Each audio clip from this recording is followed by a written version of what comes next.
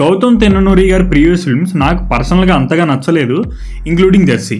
So చాలా లో expectations అయితే మూవీ చూశాను. పోనీ అప్పుడేనా నచ్చిందా అంటే ఫస్ట్ 30 minutes నాకు నచ్చింది. మేబీ ఆ మూవీ నాకు నచ్చుతుంది అనుకున్నప్పటి నుండి స్టోరీ చాలా డల్గా అనిపించింది. ఫస్ట్ 30 minutes ఎంగేజ్ చేసినంత rest of the movie engage చేయలేదు. యాక్షన్ ఉంది కానీ ఎమోషన్స్ని నేను ఫీల్ అవ్వలేకపోయా. ఐ మీన్ అంత ఎమోషనల్గా సీన్స్ని రాసుకోలేకపోయారు. ఎప్పుడైతే సూరి తన రెగ్యులర్ లైఫ్ని వదిలి వాళ్ళ బ్రదర్ కోసం వెళ్తాడో అప్పటి నుంచి స్టోరీ చాలా వీక్గా ఉంటుంది. విజయ్ దేవరకొండ గారి యాక్టింగ్ కంటే సత్యదేవ్ గారి యాక్టింగ్ చాలా మెచ్యూర్ అండ్ ఎంగేజింగ్గా అనిపించింది. స్టోరీ విషయానికి వస్తే కొత్త స్టోరీ అయితే ఏం కాదు. హీరో తనకి సంబంధం లేని వాళ్ళ కోసం ఫైట్ చేయడం, ఆ టైప్ ఆఫ్ ఎమోషన్ నాకైతే అసలు ఎక్కలేదు. ఇన్ కేస్ కొన్ని మూవీ రెఫరెన్సెస్ కూడా కనిపించాయి. ఫర్ సపోజ్ హీరో తన బ్రదర్ని సెట్ చేస్తూ శ్రీలంక వెళ్తాడు. ఈ కైండ్ ఆఫ్ ప్లాట్ని ఛత్రపతి మూవీలో చూసాం.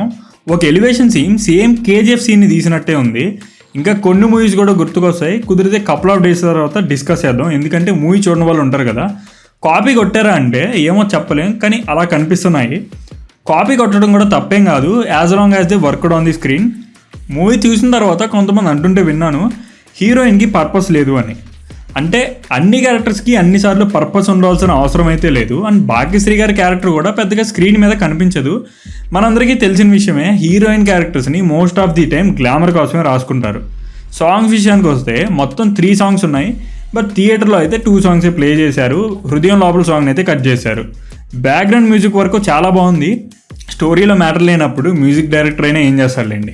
These are my thoughts on Kingdom movie. మీకు మూవీ ఎలా అనిపించింది అనేది కామెంట్ సెక్షన్లో చెప్పండి. Meet you in the next video.